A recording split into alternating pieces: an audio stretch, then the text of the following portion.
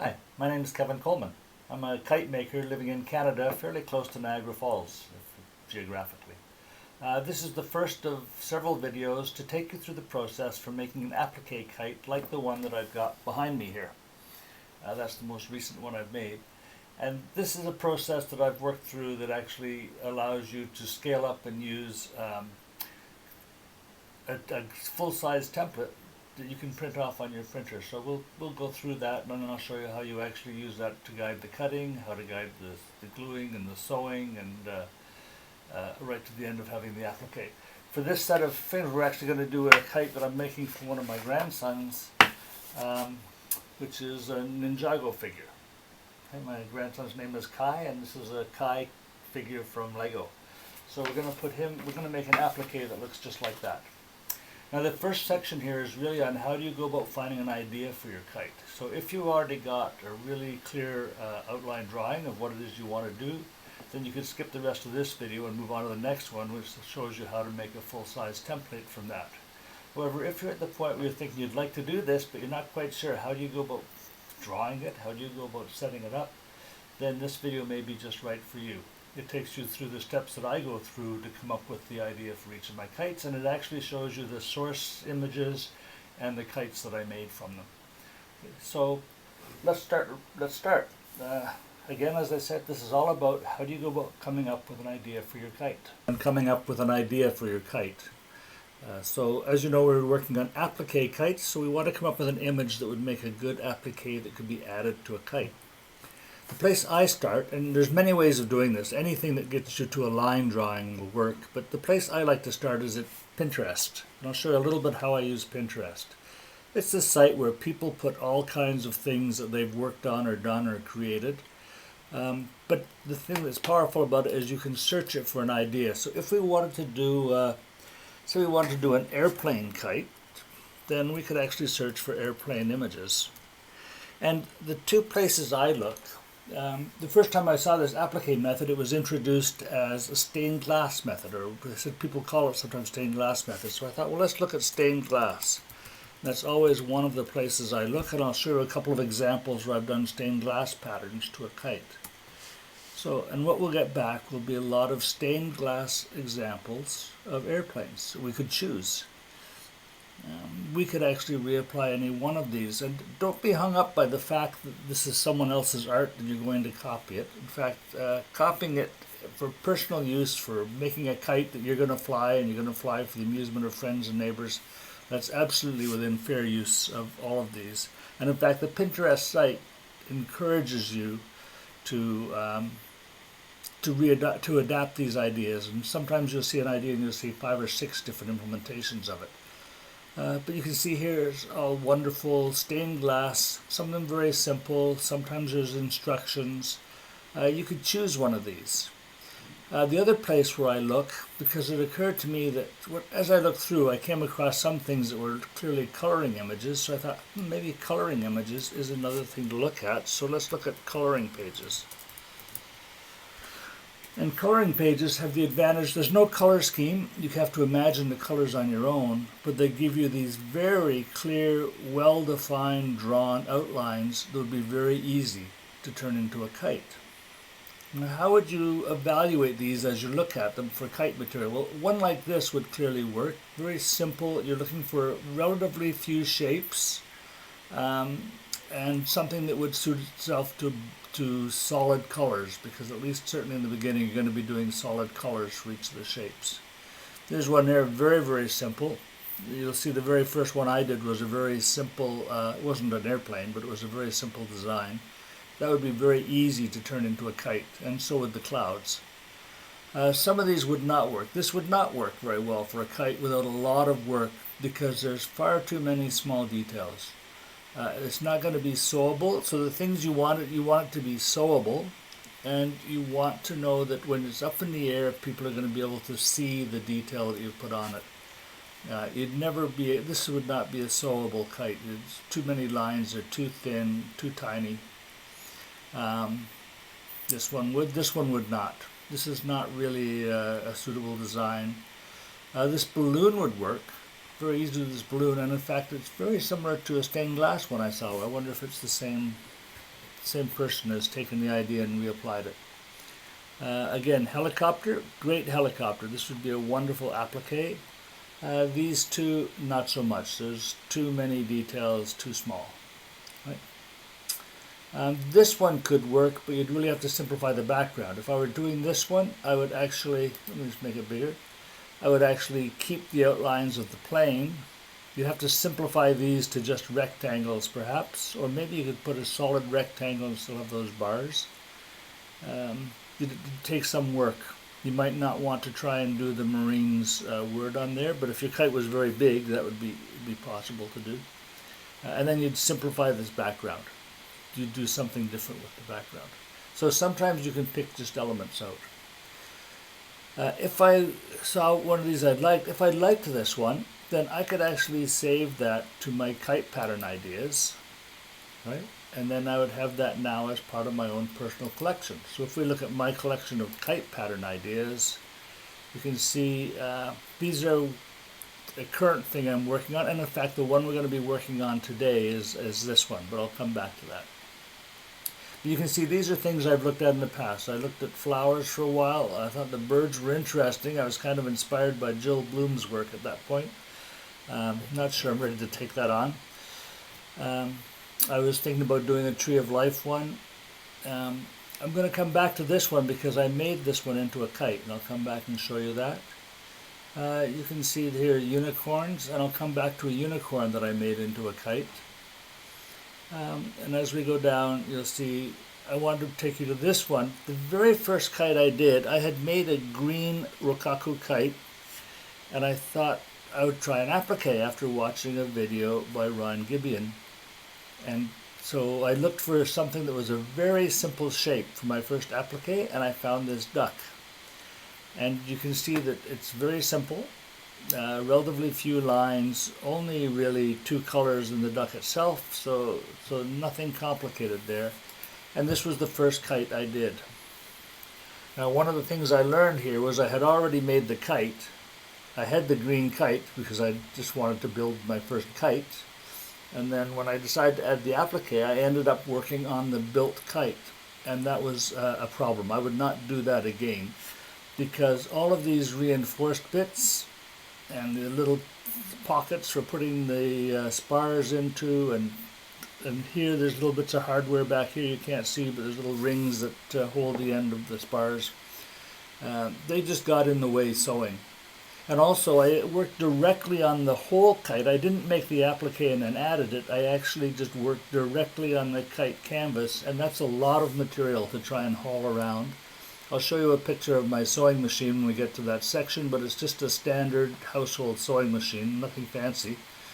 Not an industrial machine at all. It's just one I got out from the Costco catalog during the COVID crisis. So it was a lot of material to try and keep feeding through the sewing machine. So I wouldn't, when we look at the process I'm showing you today, it's going to be a process just to make the applique, and then afterwards add the applique to this kite in a single step. So that was my first one, a duck. Okay. The next one I did was a coloring page. So let me take you back to the coloring pages. And I'll show you this one. This one I liked. I thought about doing a unicorn, just because I like unicorns. I have a friend who likes unicorns, and I thought, if I'm going to wanting to build in the park, why not make a unicorn? Because at least some of the kids will enjoy a unicorn.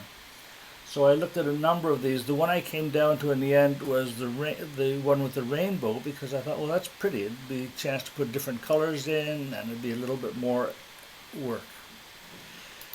So there's the unicorn, and there's the kite that I made of the unicorn. Now if you look, you'll see a couple of choices, and these are important, that I had to make. One was to simplify the drawing. There's a lot of small interior lines here. You'll see I eliminated those, and you'll also see that I really simplified the lines in the mane and in the forelock, and the fetlocks are simplified a bit, and even the tail. So if you look at that one, just take in all that detail and look at this one, and you'll see that much cleaner, right? Because every single one of these lines has to be sewn. And as you get into it, you'll find that the sewing, you really don't want to get to the point where your whole kite is just a mass of sewing. I, certainly, I know that there are some other approaches that have you do a lot of sewing when you get into layering and delicate shade work, but for me, I'm a bit more simple than that. The other thing I did was I didn't like this curved horn, and I really didn't like the shape of this head. You know, this is a very feminine, curved kind of an interpretation of a horse's head, but it really doesn't look like a horse's head. So on this one, you can see here I've straightened that. I spent some time looking at photographs of horses to see what a horse really looks like. I couldn't find any photographs of unicorns, but I imagined a straighter horn. And there we have it. So that was a kite that was made from a coloring page. The next kite I made following that one, I made from, so I have to go back here to get back to where I was. I made from that dancer picture that I showed you. This one appealed to me. I looked at this one, I thought about it. You know, I've lived in Japan. I really like this vision of a geisha. I like the fact that there's solid colors in for much of it, but there's a lot of shading in here, and I was a little bit, you'll find that shading is something that is an advanced topic for dyeing your own fabrics. I'm nowhere near that level yet. So for me, they would have had to have been solid colors, and I wasn't sure how well that would work. But I may yet come back to that one. But I did like this one where there's solid colors all the way through. You can see there's several shades here. And so this one I actually turned into a kite. And you can see the kite there, right? And I'm going to show you a little bit, there's something I wanted to show you on this one, so I'm just going to flip applications here for a second to photos. And show you the stages I went through to make this. First I made the sail, and you can see I put the clouds in, and the clouds are not outlined. All I did was I simply sewed the clouds in. I made them, put them on the back, sewed them in. I get this little bit of an outline just because of the doubling of the fabric, but that's all that is. It's just the cloud sewn, and I didn't want the clouds to stand out really hard. You can see that I've also made the whole sail, but I didn't put any of the reinforcing corners in. There's no pockets in it for the spars. There's no provision for the holes for the bridle. There's all kinds of elements that are missing here. This is just a sail. It's not hemmed, right? Because you don't hem the sail until you put the reinforced corners in. So that's just the sail. I'm very fortunate. My wife is very tolerant, and she accepts me hanging my kites up from these sheer curtains because I like the way the light comes through them. So there I made so when I made the dancer, I actually made her in two sections. I was worried about handling her on the sewing machine with those long arms kind of sticking out. I could see those getting folded under and being sewed double and all kinds of problems. So I thought, well, I'll just make her in two pieces and then put her together. So there you can see I've made the top of her, right? I made there was a thick waistline at the waistband between her belly and her skirt here. So I thought, well, I'll just cut along that waistline and make the top half, and then I'll make the bottom half. These weird shapes here are just the clothes pegs I used for hanging on the curtains. And then here she is on the floor. You can see that's the top half that I made, and now you can see the bottom half. As a side note, you'll see this fabric is very wrinkled, right? So that's because in this case, I dyed the fabric myself. And I used a type of ripstop called Chikara ripstop nylon. And the thing with the Chikara is what I learned from experience is that it doesn't react well to the dyeing process. It wrinkles in a way that you really can't iron it smooth again. If I was doing this again, I would use a different material. For this next kite, I'll be using material called Texlon, which at the same time that I dyed the Chikara, I also cut a few small strips of Texlon, dyed them, and they came out perfectly flat. You could iron them flat, and they really handled the dyeing process well. So that'll be my material of choice going forward, I think. Yeah, and so there you see the two halves put together, and there she is as an assembled kite, right? And you can see on this kite, even though there were clouds in the background, when I actually put the applique on, I just cut right through them and discarded the parts of the clouds that were behind. Also, you don't be afraid to go through these seams. The strength of the kite really comes from the hems around it. They'll maintain the integrity of the shape of it. There's no reason why you can't go right through a seam here if you want to. And notice I've done all this and there's still no pockets and no fittings on the kite. So there you have it. So that's how I come up with my ideas. So for the next kite that we're going to work on it today. Oh, I should have mentioned in the ballerina as well. Notice in the stained glass, you'll get a lot of these superfluous lines. There's a lot more lines here than you need. So if you look at this line here, I left because it suggests a strap holding her top up. This line does not help me as a kite maker at all.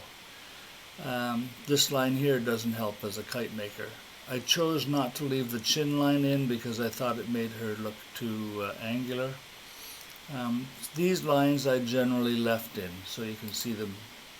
So there you can see that there's the strap line. I actually made it a little bit thicker even, so it looks like a strap. I took out a lot of the lines. I didn't really feel like I needed this line in her face. You can see that it's her face just with the profile. I made a point of making sure she had a nose. Don't let little bumps get taken out of your design.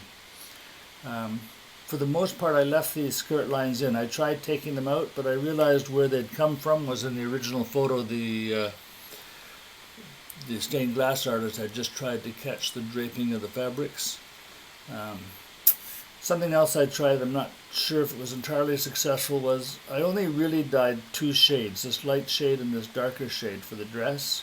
And for these places where the fabric folded over, I just overlapped the fabric. So there's actually two thicknesses there and three thicknesses there. But what I found out was that when the sun shines through it, these actually get darker much faster than you would expect from a thin material. So it's not quite the right effect. And when the sun is not shining through it, you don't get any shading at all. So my learning from that was if you want different shades, just dye different shades. Don't try to do it with overlapping fabrics. It's not a great technique.